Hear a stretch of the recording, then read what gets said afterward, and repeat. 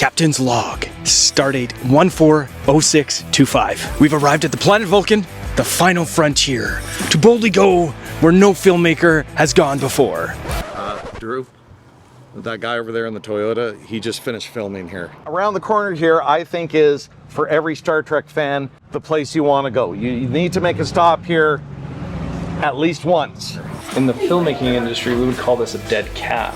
To go literally where This film crew? this film crew is gearing up for a stellar event. Absolutely, Spock Days. Yes. Every June for one weekend. This small little town in Vulcan, Alberta becomes a small little town in Vulcan, Alberta. I'm Drew, and I'm a documentary filmmaker with a goal of visiting 25 towns in 2025. To get out and really explore the province and uncover the little gems, the small towns that are the heart of the province.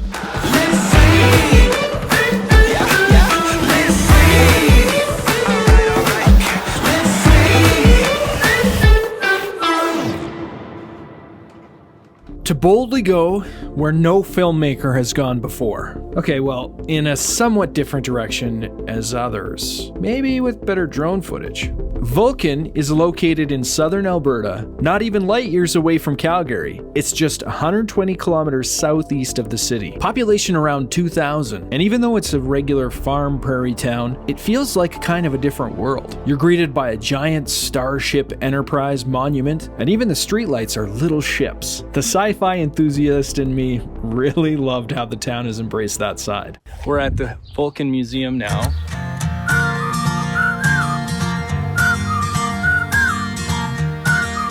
When people come into the museum, a question I get asked a lot is, oh, is Vulcan named after Star Trek? And I always have to tell them, no, it's not. We actually had the name before they did. So Vulcan was named by a CPR surveyor who was coming through. He chose the name Vulcan, named the town after the Roman god of fire. Now the name is more of a Star Trek thing, but originally it was not that. So the roots of Vulcan are very deep in agriculture and century farming. Like, we've got families that have been here for well over 100 years. It's amazing, like just farms getting passed down for generations, and yeah, it's cool. After learning about the history and the ties to farming, it made sense that so many townsfolk gathered at the local brewery 9 in a Line. It's a throwback to the 9 grain elevators that stood next to the railway. That's cool. Is that a mural somewhere?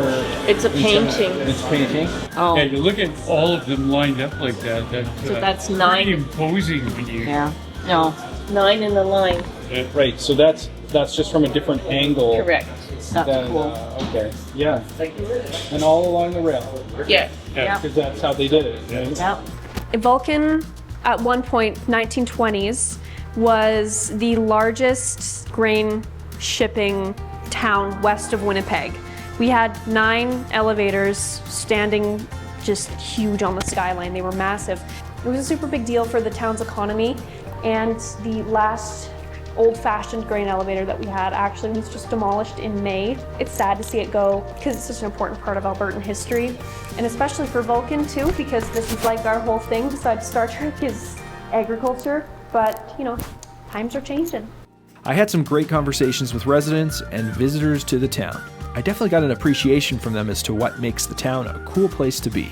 We were here for the Voyage tournament. We found it randomly and then came last year, had the most fun ever. There's a dance that happens on Saturday night and it's hilarious. And then we just decided, hey, this is the most fun we've had. So we're back and we'll be here again next year. You need help with something, there's always, I know a guy. Yeah. I know a guy that knows a guy. You can walk everywhere. Everybody's friendly. Everybody's happy to be here. The breweries. Yeah, the breweries are nice. Yeah. You can't really complain about small towns. Well, our hotel is not the greatest, but the view outside is astronomical.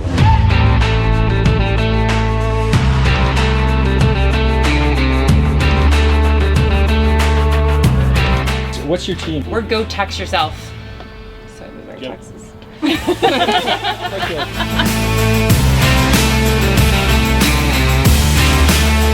Did you get all of our outs on home runs? Yeah. Oh my gosh. That guy hits one hell of a ball. It's Friday evening, a little bit of softball to start the events off. We got beer gardens over there, and as the sun gets ready to set, we're gonna have some more softball, we're gonna play, and then fireworks, and then get into the day tomorrow.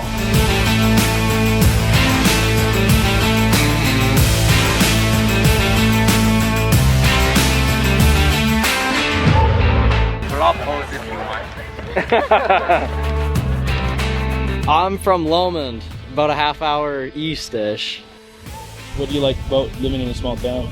I think just celebrating, being together and being in the community. Yeah, community. And being able to come together and hang out and have no problems. Small towns, definitely community. You hear, just come out for Spock Days? Yep. Every year, me and this guy. Every year, we've been able to do it our entire lives, pretty much. So, I think, I don't know, I hope it keeps going on, as it has been. Again, right? Yeah.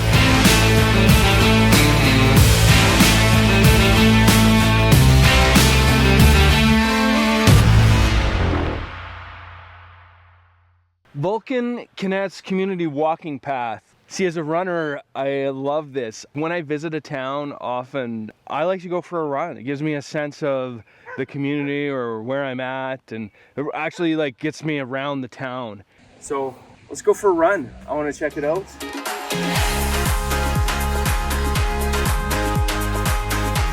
I hit the 1 kilometer mark. Carry on. Here we go, guys. So you get a beautiful view of the golf course, and then it takes you right by the Vulcan airport, where I'm sure they land all sorts of spaceships and stuff.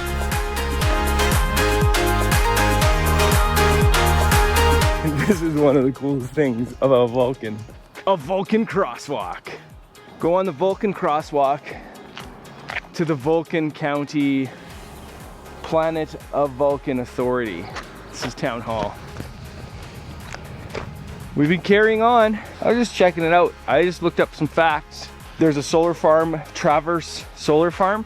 It's just outside of Vulcan, and it's actually the biggest solar farm in Canada, powering over 150,000 homes a year. So over there is the space station, and behind it is the Enterprise. We'll check those things out later. There we go.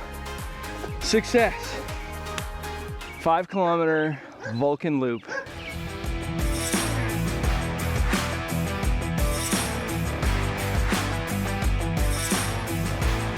After my run, we met up with my friend Brian and his daughter Barbara, who came down from Calgary for the day. Well, there's Brian. And the next generation. And the next generation. And my next generation. Next generation.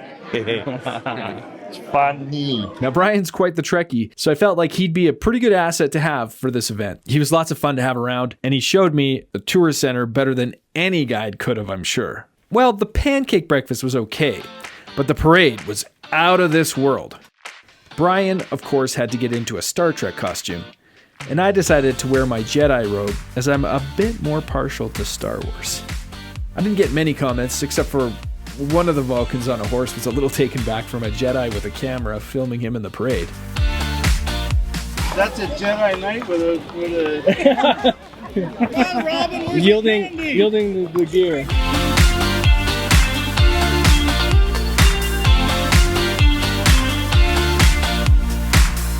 With lots of cool floats, candy for the kids, and even some waterworks, this was definitely some good family fun. It was really fun. I got a lot of candy. Me and my brother, we had a competition who can get more candy, and I won.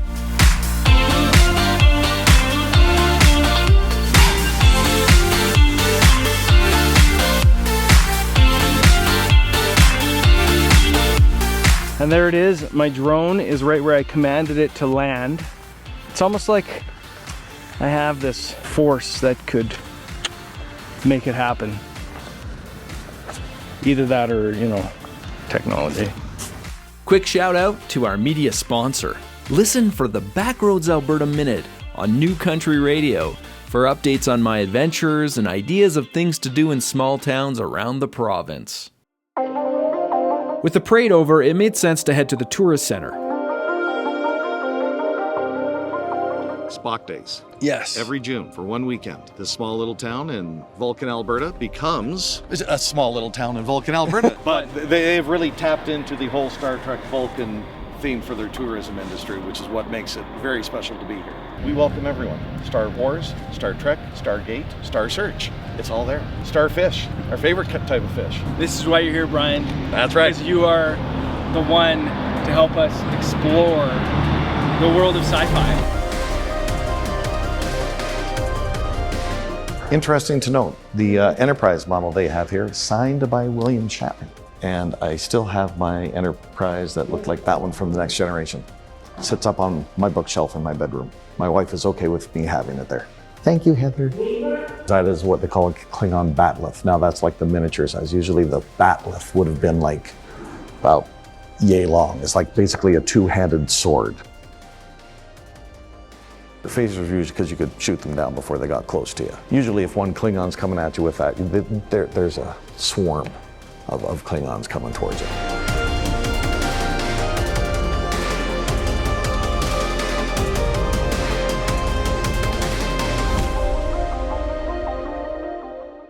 Captain Kirk is With the tribbles, yes. Tribbles. This tribble right here, this is a desert tribble. And this one is a meadow tribble. And the last one we have named the rainforest tribble. In the filmmaking industry, we would call this a dead cat. And what's your fascination with tribbles? Tribbles? Tribbles, yes. They're very fluffy. You know how you see that every once in a while? In some shots, it's off of the mic. That's a dead cat. Dog toy. We're gonna go now into the holodeck, which is their little museum. Come on in. Star Trek Deep Space Nine. This was the costume worn by a character known as Kai Wynn. She is Bajoran. These days, we call her Space Karen, because that's just the kind of person that she is. Romulans, as you can tell by the pointed ears, are a sort of a distant cousin to the Vulcans. In Star Trek mythology, the two species kind of separated themselves. And for the longest time, the Federation didn't even know what a Romulan looked like. These costumes represent the Telosians. Now, the Telosians were introduced in the very first episode of Star Trek. It was an episode called The Cage. This is the M113 monster, also known as the Salt Vampire. She would appear as a beautiful woman. She'd lure a member of the Enterprise away from the rest of the group. She would turn into this. In this episode is also where I think a lot of people came up with the term red shirt. It was security guards that wore the red Starfleet uniform that seemed to be kept getting killed by her. So the running joke in Star Trek is, for the original series at least, if you're wearing a red shirt and you're not one of the main characters, your chances of making it to the end of the episode are pretty much nil. So. It's missing that. Whoosh. I know. That's the only thing, right? So we got it. It's all good. Once we were done that, we trekked over to the arena where they were having the family fun fair. Kids were scaling the climbing wall, jumping on bouncy castles, and visiting a petting zoo. I loved seeing families enjoying the day together. It was good that there were these things set up inside because it was a bit windy in the afternoon. But that didn't stop the fun at the climbing wall tower. Ruth was one of the adults out there. She's from Black Diamond and told me all about some of the cool small town events in her area. The wonderful thing about Black Diamond is that we've got a lot of activities in that area. So Black Diamond, Turner Valley, otherwise known as Diamond Valley now. And we kind of kick off the season with our parade, and then we have Canada Day. I think that they've got the artwork going on this year. It's just so much fun. The gateway to the Kananaskis, right through Black Diamond and Turner Valley, heading out to Kananaskis territory, and then heading south from Black Diamond into Longview, and Longview Days. And they have a music fest down there that is, you can't miss it. It's one of a kind. It's not crowded as in City Calgary Stampede crowded. People are friendly. They really kind of resonate with a lot of families and generational families. There are things for people to do. And speaking of things to do, if you're in Vulcan, you basically can just pick a random street And the fun part is just seeing the references to Star Trek. So this is the illustrious 2nd Avenue South. Okay. Also known as 2nd Avenue South. Just to show you how much this town leans into the Star Trek theme of things, I'll make a little bit of a note for the people of the repair shop. This is the doctor from the original series, Dr. McCoy. If it's a repair shop, you should have gone with Scotty, or maybe Chief O'Brien from Deep Space Nine or something like that. But regardless, awesome character, nothing wrong with that. Now next door. That's something, right? Yeah. Next door is the all-breed grooming and daycare retail called Porthos. Most people don't recognize that this is a Star Trek reference.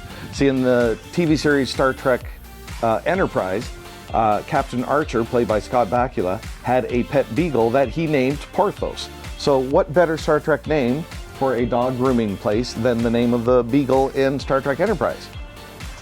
I did not know that. There we go. And then next door here, lift long and prosper. I mean, you got to give them credit for that.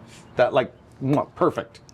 Perfect marketing strategy. I really appreciate it. It's almost like a treasure hunt when you come here. You're trying to find all the different Star Trek references. So then around the corner here, I think is, for every Star Trek fan, this is the place you want to go. You need to make a stop here at least once.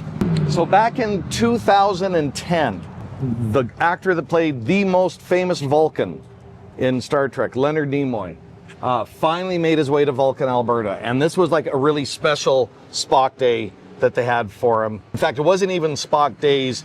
He was like, this is the only time I can come. And they said, we don't care. We'll make it a big thing for you. And look here, he even does the Vulcan salute, so they got his handprint.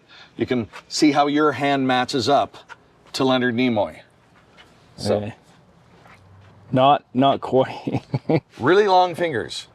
Yeah, wow. The thing I like about Leonard Nimoy the most is that I think of Star Trek and its message of hope in the future. That humanity can get past all our differences and come together and welcome us no matter what we look like, who we love, how we vote, what we do for a living. None of that stuff is important. We're all one in together. And Leonard Nimoy really embraced that. I wish I could have met him in real life. Yeah. Well, we felt pretty satisfied with our experience, so all we really had left to do was take a few mandatory selfies and be on our way. Vulcan, what a town. Lots of character, and they sure know how to put on an event. It was cool that I got to step into the future and walk back into the past on the same weekend. Vulcan's story runs on deep roots, rails that carried grain and tracks that shaped a community. But our next journey takes us to a different kind of track, where hooves thunder and wagons fly. Ponoka, home of the largest 7-day stampede. See ya in town number 4. Live free.